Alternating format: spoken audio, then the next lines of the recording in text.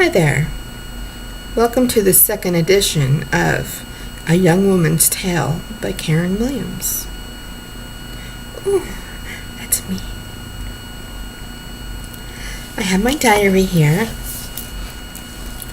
And remember, the woman in this diary is 20, 23, 24 years old.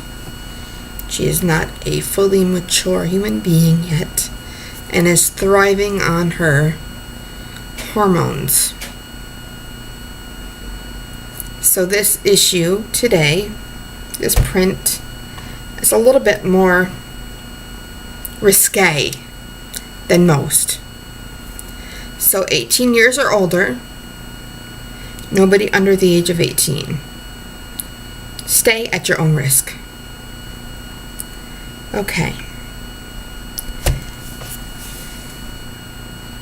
Ready? I try to tone it down just a little bit, but it's difficult for me to read this. Okay. Sunday, April 23rd, 2000, 9:30 p.m. I'm back at home for a couple of weeks. About 8 months ago, Jen slept over for a week. We played Truth or Dare. She would ask me if Andrew, which was a heterosexual male in my life, then, for 17 years, a guy friend, if Andrew would ask me to have sex with him, would you? And I would deny it and say, no, I wouldn't do it. And of course, they saw right through me. Right now, if Andrew came to me and asked me to have sex with him, I would. Lately, I've been masturbating a lot. I feel really dirty and sickened afterwards. I've always stuck to my promise to God and to myself that I would not have sex until I'm married. It has been so difficult. Even if Andrew would ask me right now, I don't know what I would say. I can't even look at my own naked body. Why would he want to? Most of the time, I just want his strong arms around me. Lately, sorry if graphic, I want his stick in me so bad I can almost feel it. Maybe if I let him screw me.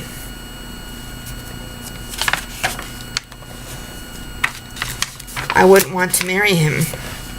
Scratch that, I still do. I'm not fighting so hard to be good. I don't want to feel nasty and hoe-like, but I do. I just sort of want to go back to being pure. I want to go back to being Christian and not swear and not masturbate. The road to heaven is narrow and difficult. The road to hell is easy. Here's a poem I wrote about Andrew. And this brings back so much. And it is still almost my favorite poem to this day. I'm blushing. Obviously the words aren't going to be correct because I was young then and I just didn't know. I used to be a pretty little princess. As I grow, the savage woman from deep inside extinguishes all reality of perfection. I tried to let our love flourish, but your hands are like thorns, your lips poison, your eyes fire, your voice ice, and your ears plugged. You were not aware of my attempts to lure you into my web. With one little stream of moonlight darting through the window, I see your body laying on the bed. I watch you for hours, debating when to strike. And then it says, the end. I want to feel Andrew in me so bad. So that was the very naughty escapade of the night.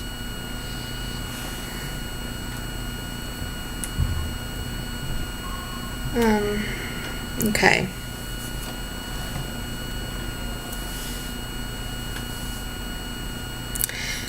Here's the next one, 6/1/2000. I went shopping with Kelly today. It was really cool. Kelly's going to be a mommy. Andrew called me today and asked me a hypothetical question. What would you do if a male friend got 2 girls pregnant? Of course, I went off on a rampage. If he asked me to marry him, I still would say yes, but I don't want to fantasize. It gets me too vulnerable. I told him to lay off today. I told him to stop calling me so much and to stop his innuendos. In our conversations, all I want from him is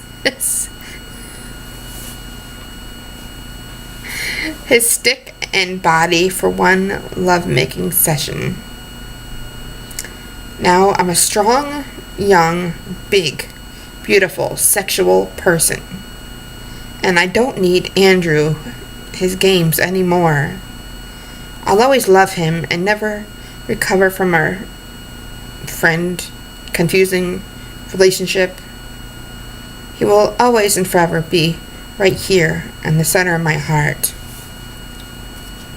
Wow, just keep on going, doesn't it?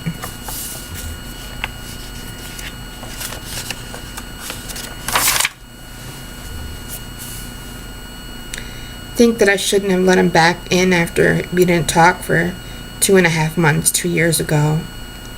I don't want to play the crying game anymore. He has no idea how much of a hold he has on my heart. Now it's going to be harder to let go. When we weren't talking for 2 months, it was easier to hate him and just let go. I'm so jealous of everything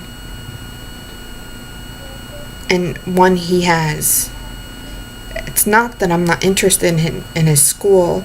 Whenever he talks about so-and-so, I feel like he's comparing me to her. And I'll never come close to his expectations. He kissed her. And all I wanted for the first 7 years of our friendship was a kiss. That's it. That's all. Just a kiss. Well, I could write forever, but I don't want to open myself up and crumble to the floor. I will stay strong. Lord, help me to get over Andrew.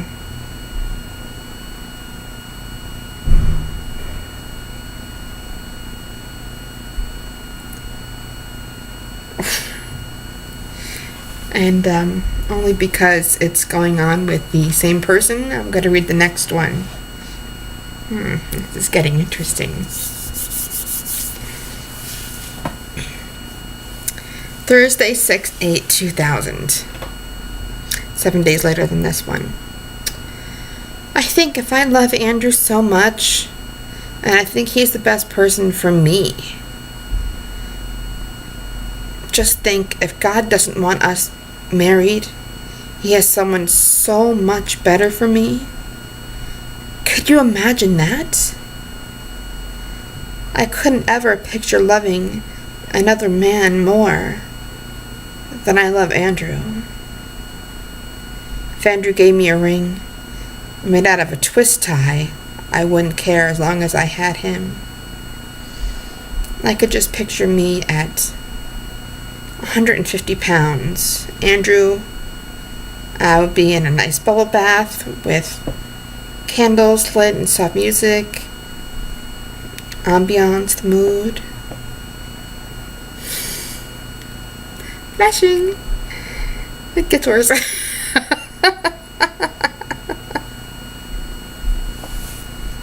Oh my. I'm 40 and it still makes me blush because it's meat I'm talking about. Okay. I would be watching his chest and back and shoulders, his butt. Ooh. It really says ooh in the diary. Oh, nasty thoughts. He asked me once what would I do during the day when he was at work, and I said the same old stuff I do here. I lied. I would do anything he asked me to do. I would go to college. I would get my license, or Just to show you, it really said ooh. See right there? Ooh. Go to college, get my license, or anything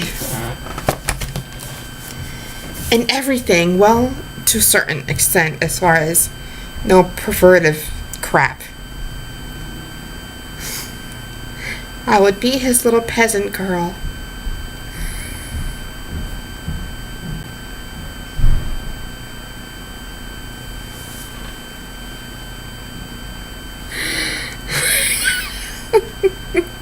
I need a second. Okay, back from my break. So I ended with, I would be his little peasant girl. I love how he just takes charge, and nothing turns me on more than when Andrew gets rough and physical. Oh my gosh, it's so hysterically funny, but true. Oh no, Andrew, don't pin me down on the bed. I hate that.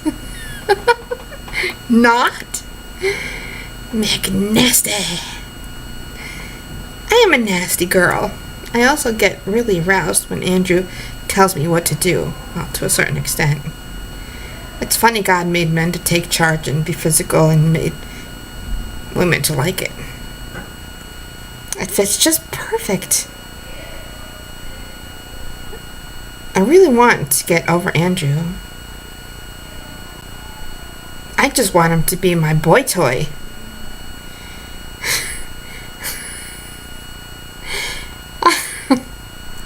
I hope I dream about my future man without sex, just cuddles and kisses, you know.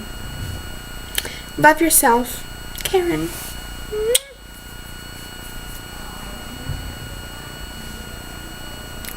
So, that was all the good side, as you can see. And let's go to a little bit of the dark side. Shall we?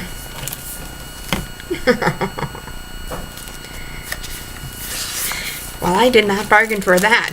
I knew there was some real racy stuff in there, but okay.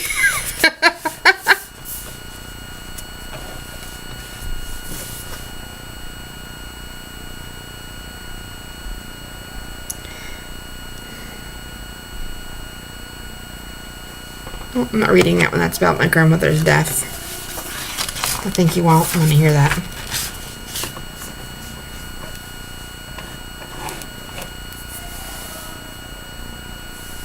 Okay, going on. Let's go 2 more pages.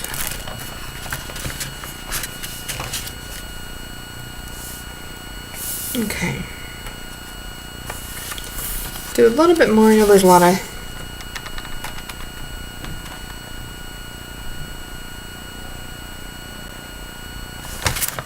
okay. Wednesday, April 7th, 2004. I had to go ways back, talk about my grandmother and her dying for quite a long time.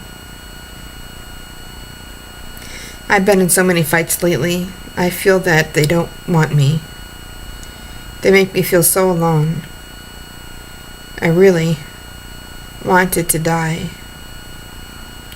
I can't believe I'm saying this, and even though I've come so far from high school, my mentality, my mental status is still there.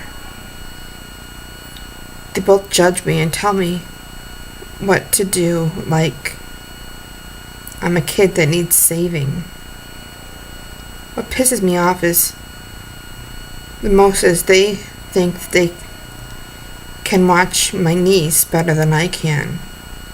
Actually a friend's daughter, so not really a niece, but that's what I called her. My brother becomes an ass, yells at me, gets me fired up, so I yell and swear at him, then judges me because I swear in front of my niece. When I'm with my friend, she doesn't yell, she doesn't judge or get mad at me.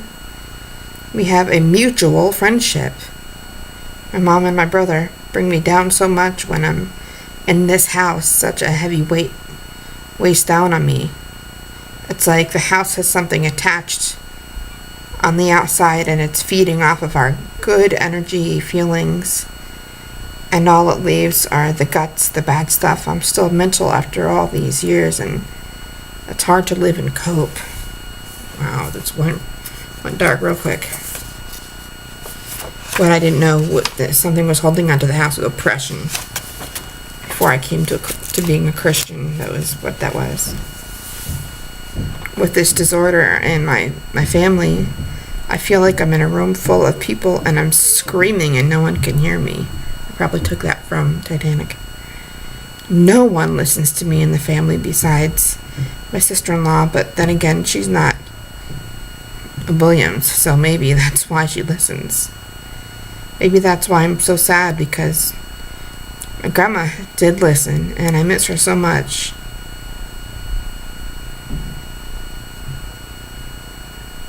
Wow.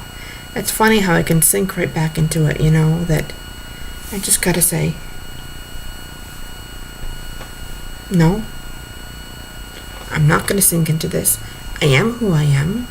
A little bit of crazy, but I am who I am, and I'm not gonna sink into this again. I'm just reading it as a different person.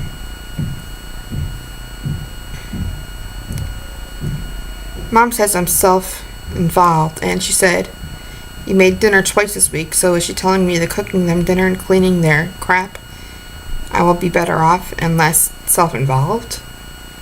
She just wants a maid.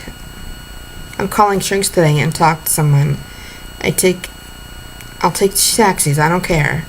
I need to talk to somebody who wants to listen. I'll cook dinner and do dishes, but only to be my mom's good side and for not to us to fight.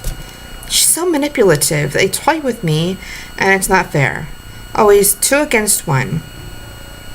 She's always favored him. He can do no wrong.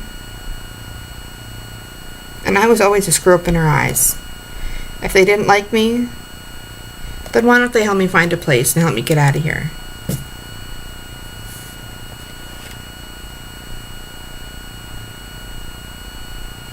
Well, that was not what I was willing to go for. I thought that I was going to be a little omnivorous and like depressed and all this stuff, but like I usually was self, not. Wow, I'm having a hot flash. It's funny, something that 15, 20 years ago you can read something and it just all rushes back. So, I wish that I knew how to cut it and crop it so that you all didn't see that part and you just saw the first part, but that was the second edition. I couldn't believe I talked so sexually. Like, I don't think that I talked so sexually ever as an adult. Like, as a full being on my own. I mean, that was a lot of sexual talking. It was. And thank you, Jesus, that I'm redeemed in the blood. I'm kidding, but I'm like, Lord God, is this okay? Can I talk about this? I'm not offending you, God, am I? So that's 20 minutes of me reading second edition. There's a lot of stuff in here, so this might be going for a while. We'll see. There's a little bit more insight on my life, on me as a little bit of a younger person. And it is really hot right now, and I'm just about sweating, so I get up my windows to cool off. Love y'all. Talk to you soon. And I don't know if you'll find this gross, funny, weird, or what. But if you don't like it, just leave without saying something. And that's all. Talk to you soon. Bye, guys.